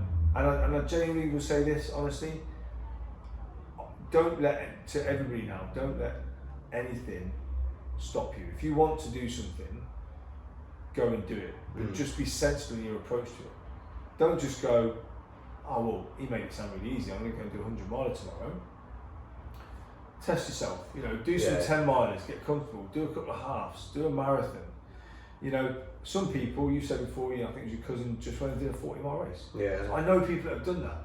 And I've got nothing but admiration for somebody that goes, I'm just going to stick my finger in the wind and see which way the wind's blowing, I'm just going to go with it and see how we go on. And at the same time, there's a nervousness for me because, you know, I know how hard it can be when you fail. Like I say, London Marathon kicked me in the balls massively. I've DNF'd another marathon, I've DNF'd an ultra, and it does leave you with a little bit of a bitter taste in your mouth. It does leave you with that sort of, you know, as much as you say, well, what's the worst that can happen? Yeah, kind of knocks your confidence. A little bit. Even now, you know, I still don't like to fail. I'm more pragmatic about it now. I'm more aware of the fact that I ain't going to win it. If I was in the winning position and someone beat me with 100 metres to go, I'd be like, oh my god, I've ruined it. Do you know what? I'm maybe 3 or 4 hours in the ultras after the winner. So I can't influence how good some people are. I've beaten people in races. I did a 50 mile around the Gower. A guy called Nathan Flea, a local lad. I think he's from maybe Ammanford, Connecticut. It might be Swansea originally, but he was living in Ammanford, Connecticut. Load of us did the Gower 50 with Run Walk Crawl. He came in about 3.5 hours after me. Within a year, he had won a 100-mile race in 16 hours 20, right? Right. Brutal pace. Yeah. Right? Then he got into a thing called the Spartathlon, which is an internationally renowned race. He was running for Team GB at the Spartathlon, which is all through Greece, and you finish off in wherever, at the feet of the statues of King Leonidas. 130 miles or something, did it in about 22 hours. Came first Brit. You know, he's in massively experienced company. I think he's run for GB in 24-hour races and stuff like that. Yeah. You know, like here was a guy that was 4 or 5 years ago was 15 stone eating junk food and stuff, and like took up running, and he's progressed and progressed. Yeah. There's part of me that wants to be. I hate people. There's part of me that wants people jealous and stuff. And actually, do you know what? Can't be jealous. He's the nicest guy you'll ever meet in your life.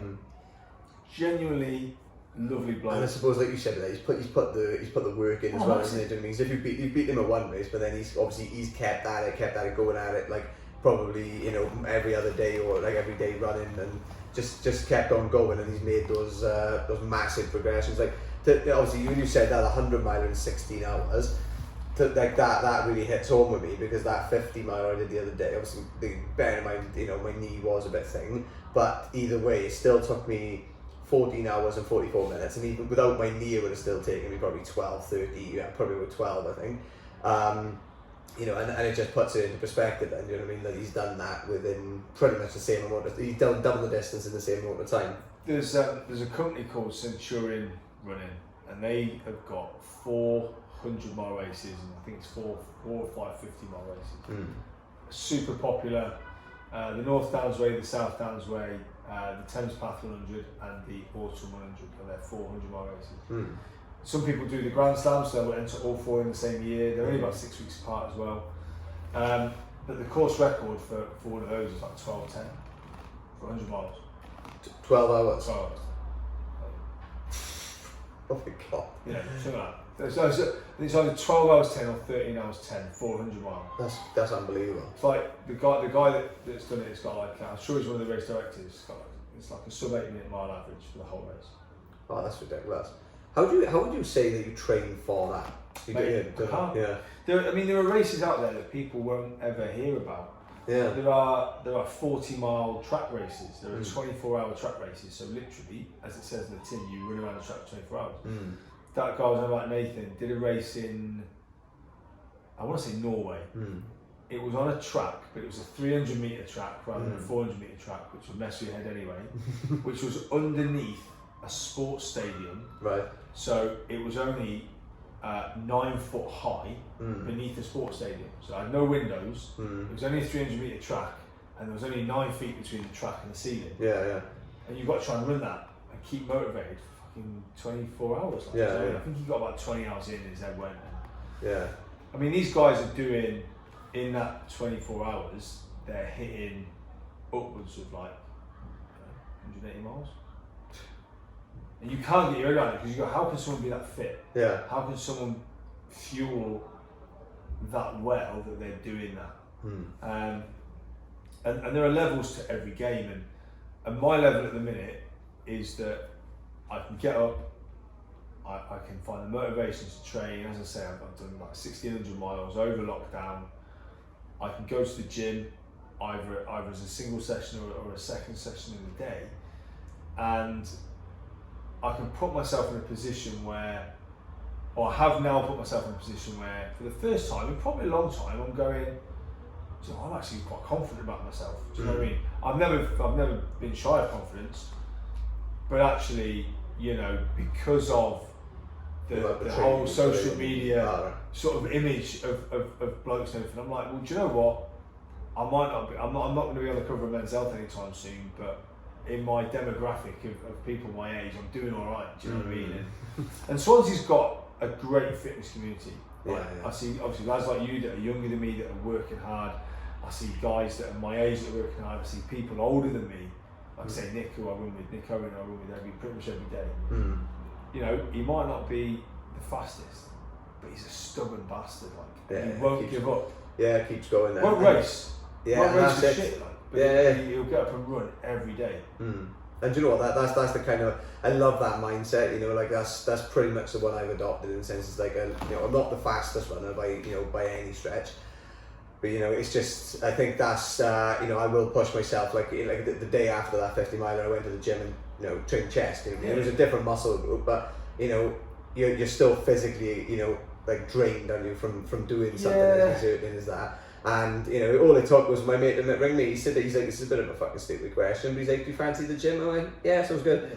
You know, and it's like, a lot of people will be like, oh, you're mad, you know, they won't go for it. But you know, I'm like, nah, do you know what? I want to push myself, not too far, but you know, I'm still comfortable to a certain extent when I'm doing this kind of stuff. You know? When I went to do that afterwards, it was, you know, I knew it was going to be harsh, and I knew I was going to be pushing myself a lot because I was already drained.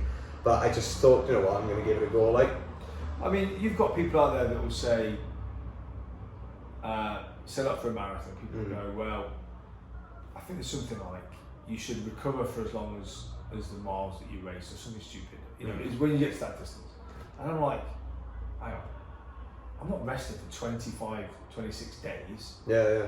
Like, I've run a marathon and ran the next day. Like, it's not for everybody, but my muscle memory is such now that whilst I am literally this old gnarled piece of wood that has got no flexibility in it whatsoever, my muscle memory is such that I can get up and just go and do a 20-mile run. If someone said to me now, mate, can you run 20 miles tomorrow? I'd be like, yeah, okay. Like when I paced that marathon last year, I literally got a phone call on the Thursday. Yeah. Are you doing anything this weekend? No. Can you pace marathon on Sunday? Oh, right, okay. What time? 4:30. I'm running Friday night, but yeah, that sounds okay. I've got time to recover. But I am in that really good place that I can do that. Whereas I know there are other people who will run 10-mile races or run half marathon races and will struggle to get up and down the stairs, and that's okay. I don't look at someone who is a level above me and go, look at this geezer, you know. I've never run, other than on race weeks, I've never ran a 100-mile week. During lockdown, I did one of the weeks I did a half marathon every day. Yeah. But not more, not less. So, you know, between 13.1 and 13.5, I think was the longest. I could have run more, I felt great. And I ended up doing a 96-mile week, right? And loads of people going, mate, 4 miles. Yeah. Like, fuck, you've got up every day and run a half marathon every morning, 4 miles. Could you not have just done that extra 100-mile week? And I was like, but the plan was 30 miles a day, and if I can't be strict with that, then what's the point of having a plan in the first place? Yeah. So a plan is just a dream unless you do something about it. We used to talk about what we would like doing a half marathon a day. Now, I know there are people out there. Around the same time I was doing that, there's a guy called Gary Howells, who is I'm hoping to try, I'm sure he's a physiotherapist. He may not be a physiotherapist, but he's something like that. Very good runner, again, does ultras and stuff like that as well. Over Connecticut way. I'm sure he did a marathon, a treadmill marathon every day. So yeah, great. I couldn't do that on a treadmill. Yeah. And not slow either, you know, we're sort of talking like sub 330, 320, 315 on a treadmill for a week, right? Now, I'm like, look at me, I've done 30 miles a day. Meanwhile, Gary's doing 26 miles a day. Meanwhile, my friend Paul, who we were talking about earlier, won the 160-mile race over the weekend. He did a race called the Accumulator in, I think it was April or May. So day 1 you run 1 mile, day 2 you run 2 miles, day 3, day 4, day 5. So the week I decided to run half marathon every day was day 25, day 26, 27, 28, 29, 30, 31, and that's how many miles he had to run that day. So that week ended up being a 208-mile week for him. Meanwhile, I was knocking around, like tipping my hat at everybody, going, "Oh, look at me! I've done 96 miles." And you suddenly go, "Actually, I'm just this little fish in this big pond of people that have got massive balls and will go and do stuff." Yeah. And it excites me that it's something that I'll go, I might do that next year. Yeah. It gives you something to aim towards as well, doesn't it? Like, I mean, obviously, you know, until speaking to you now, I knew about people doing these crazy things, but I didn't realise there was this many people locally that are doing those sorts of miles and, you know, that kind of crazy shit. Because, you know, like obviously I've gone and done that 50, and I don't know anyone else really who's done that other than, like, you know, you doing the 100 and like stuff like that. So it is good to know, like you said, but there, you know, it is just, little fish in a big pond type thing. You know what I mean? And it gives you that motivation then to go and chase after it and to do more essentially.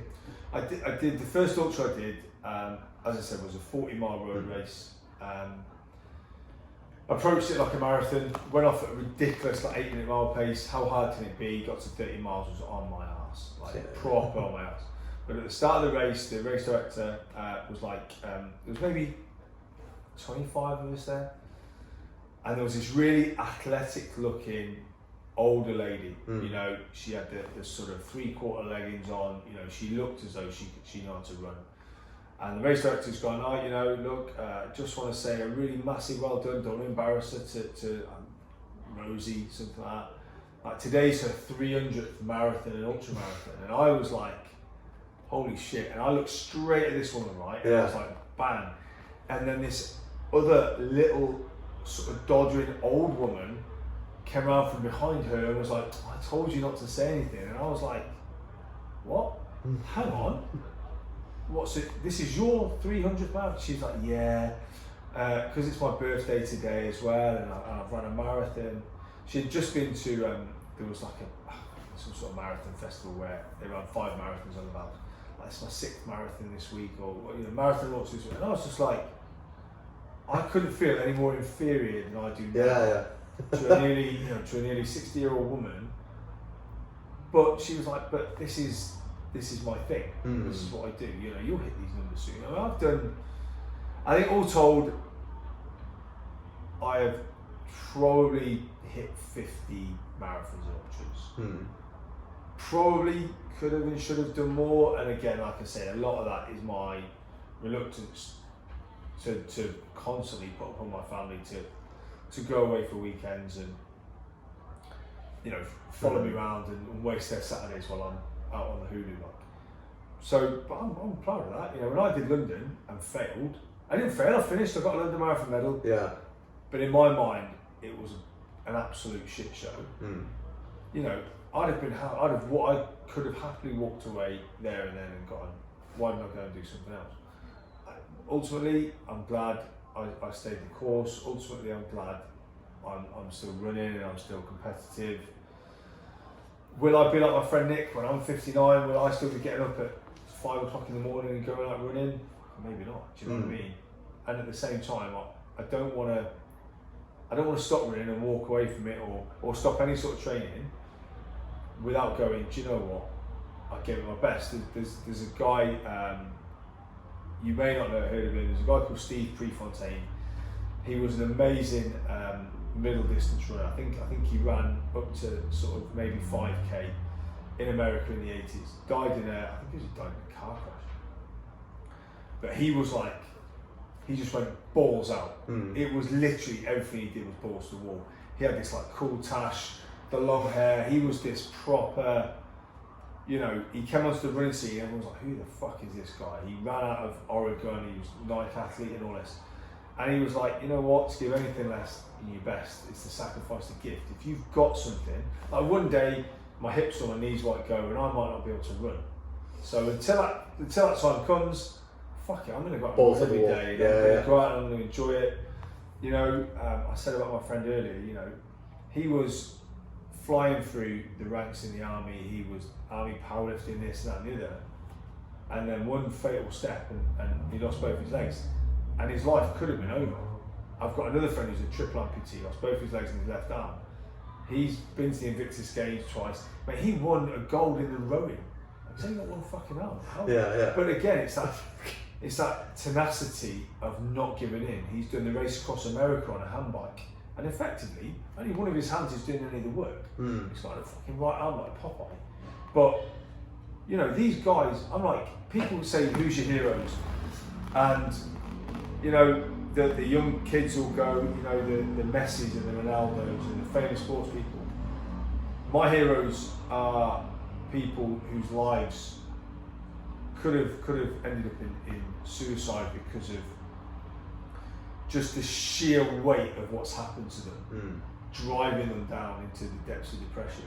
And out of that, they've been to the Olympics, they've been to the Invictus Games, they've done the race across America, they've done this, that and the other. They've battled adversity And won. You know, like I say, you know, my friend was, you know, he was one lift away from, I mean, like I say, he's European champion, all that sort of stuff. I'm sure he got bronze in the Worlds. But at the Olympics, I think he came out fifth. I'm like, there are 7 billion people on the planet. What percentage of those are disabled? Who knows? But of that percentage of people, you were the 5th best person in your sport in the world. Like, you know, he's got pictures of him with Usain Bolt and Prince Harry and William and all that sort of stuff at the Commonwealth Games in Scotland. He's, you know, he was on the BBC being interviewed and all that sort of stuff. I mean, the guy's an absolute sort of tour de force. Like everything he does, he's a large and life character, public speaker and all that sort of stuff. But when you watch him lift and train, on his own, in the garage, belting out, you know, reps of 120s, 130s, and you just go, like, shit, you know, if something happens to him now, he's going to slowly crush himself to death, because he ain't going to be able to lift that off him. Yeah. He is a monster. Like, there's my hero, there's the sort of people, the everyday bloke who has to work 9 to 5 and gets up and trains before work or trains after work whilst entertaining kids and grandkids. They're my heroes, because they're the people that aren't on 60 grand a week, who have got everything given. And this isn't slagging off sports people, by the way, but if you're a professional footballer, you're on 60, 70 grand a week. You've got your physio, your doctors. Oh, you've hurt your knee, we'll get you out to America, we'll get you in, an operation. Joe Blogg's in the street, they're on the NHS waiting list for 7 months. Meanwhile, they can't work and they're struggling with the bills, they're putting weight on and everything becomes a struggle. Those people will still get up and train. They're the people I look up to, and they're the ones where I go, do you know what? When your footballers and your rugby players have a bit of a shit game, I'd love to go and do a team talk for the Swans and go, you know, it's not just that it's about the working man. Like everything that you get to do for your job, they do before work or after work and on a weekend, and their job, and they get paid a fraction of 10% of your weekly wage. Yeah. You know, every 2 or 3 months or something like that. But I think it builds a better mindset. I think when you do, you know, like what you say, that when you're consciously getting up at stupid o'clock in the morning to go and get after it, you know, and you're consciously putting yourself through all these different things. You know, I think it does develop a much better mindset, or a hardened mindset, like as opposed to, like you said there, somebody a footballer who's they're earning a lot of money, but how much depth is there to them, you know, as a person, do you know what I mean? Because they're not going through that hardship in the same way that other people are. So yeah, it's like the Gareth Bale thing at the minute. Everyone's like, Zidane's disrespecting Gareth Bale, you know, screw Real Madrid, you know, they're paying him whatever it is, 400k a week, you know, fuck it, sit on the sidelines, play golf, enjoy yourself. Like, and then like you get other people that will go, do you know what? Oh, he's just being childish, he's just being petulant. Before Gareth Bale went to Real Madrid, and during his time at Real Madrid, he was one of the best players in the world. The raw pace, you know, the ability he's got is amazing. I don't care whether he stays on the bench or not. It doesn't bother me. Being English, you know, the fact that he's not playing, it may mean that if we ever play Wales that he won't score another goal like he did in the Euros round. But what a waste of talent. Have some humility, right? If you're on 300 grand a week, mate, have some humility and go, do you know what? Fuck it. I'll take a pay cut. Just get me out of here. I want to get back to playing, and I want to show everybody how good I am. Do you know what I mean? Like, and people say shit like, oh, I'd go and play professional football for free. Like, professional football is no joke. You know, you can get not fired, but you know, you can get put for sale. You know, you can get injured really quickly. There's ups and downs in any professional sport. But you know what? I hate to see people just wasting away on the sideline. You know, I'd like to think that if Gareth Bale had got the right advisors, he's got someone in his ear going, mate, just sit there and take the cash. And he's believed in that hype. I'd be knocking on the club door going, look, I've not tried to learn Spanish. The press don't like me, despite the fact that I've won all these medals and trophies and scored amazing goals in Champions League finals and stuff. Let's cut to the chase. Put me up for sale, and I'll take a pay cut. You know, nothing drastic, but I'll go somewhere else to get me out of here because it's not mutually beneficial for either of us. and you know what? I think that's the way I'd like to think I would be. Getting up at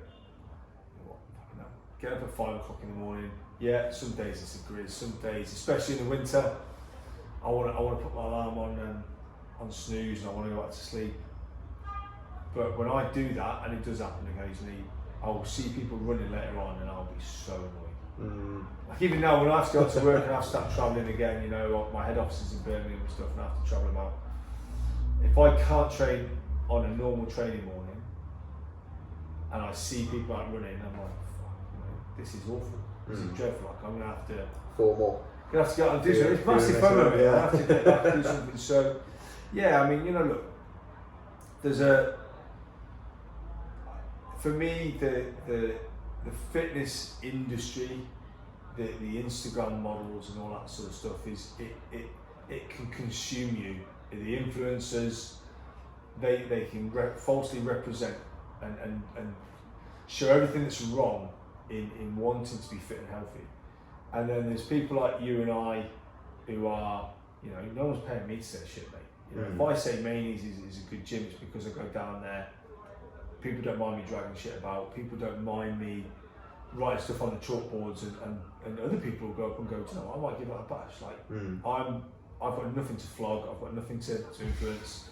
You're going out doing 50 miles on your Jack Jones just to see if you can, and then you've got people going, whoa, and it stumps some people. Like, hang on a minute. Do you see Ryan? What Ryan did on the weekend?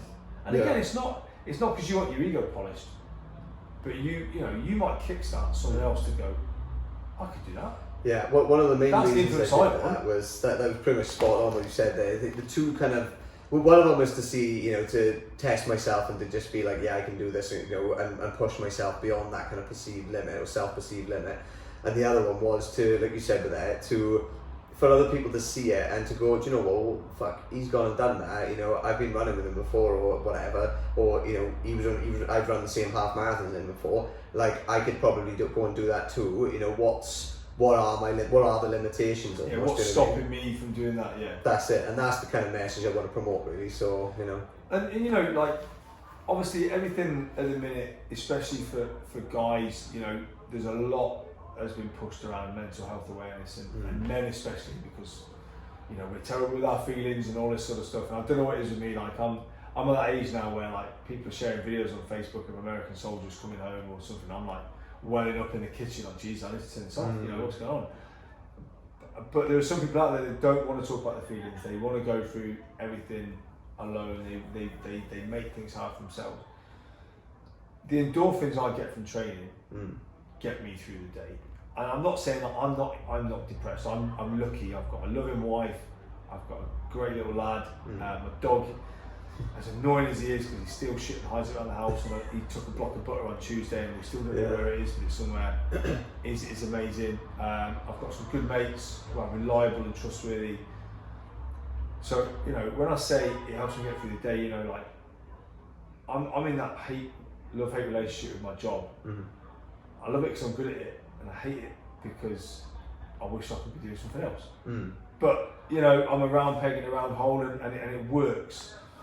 So if I've gone out and done a run in the morning, I know that I can work, and I might have to work a little bit later, I might have to do a little bit more, but I'm not going one eye on the clock going, oh no, I need to go out for a run.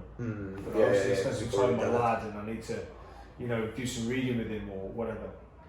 So I'll sacrifice an hour's kit to do that, and it's good for my mental health. And if I could advocate to anybody, whether it's football or parkrun or running or the gym, get involved in something. Go and do something, and it doesn't have to be fun. And this is another thing that lads do. I haven't done anything for 5 years.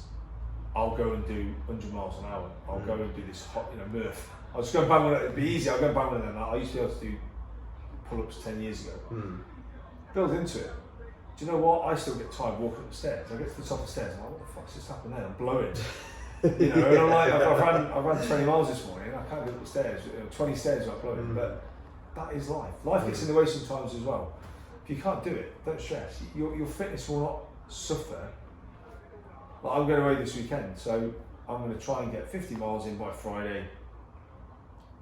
I'm not going to run Saturday, Sunday, may get a run in Monday when we come back.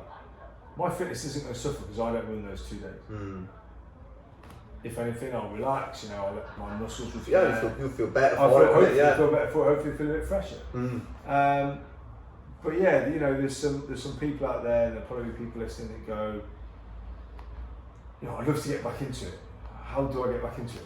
Swansea's got some amazing gyms. They've got some great people out there. There's loads of people to talk to. The online community, the Twitter community is fantastic. I regularly get messages on Facebook and Twitter and Instagram of people going, mate, that looks awesome. How did you do that? Where did you do that? Or Jesus, I would like to do that. I'm like, okay, just temper it down a bit. Don't do so many calories. Only do 3 rounds instead of 5. But don't say. Yeah, people want to go for the big goal, the big thing, and the big ticket and stuff like that. And they want to do the marathon or the half marathon, but then they don't want to do all the 10Ks and the 5Ks and whatever beforehand. I think sometimes it's like you said, they're not jumping in head first, especially if you haven't trained for a while. It's just tiptoe yourself in, but also have the ambition to be like, I am going to run that that marathon or whatever. But I'm also accepting of the fact that I haven't run more than 5K in a couple of years or a couple of months or whatever, so I need to get these couple of runs in and stuff like that just to get my body a little bit more used to it and then push it forward. But one of the while you're on the topic of mental health, I was just going to say before we finish up what we talked about earlier with Ollie Treviso. So for the guys listening and watching, Ollie Treviso, I don't know how many miles he's done in a minute. Do you know how many miles he's done? No, I mean he's done it. I think I saw some boys that put some pics on him on the weekend. I mean he's cracked on hard. Yeah. Down the coastal path, and obviously having ran 100 miles on that coastal path that he's going to get to later on. Yeah.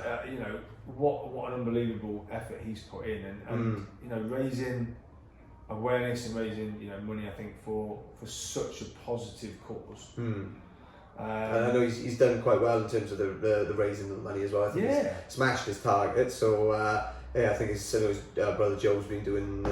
He's been doing all the fundraising for him. But anyone listening, just if you have a look at Trev's Trek on Instagram, and just have a little gander at that, because that's what he's doing is really good. Because he's doing the whole length, I think, of the coastal path, isn't it? Which is 860 miles, 870 miles, something like that. And as I say, having run different portions now, I mean, obviously I've probably ran 200 miles of it, and plus some more in different races.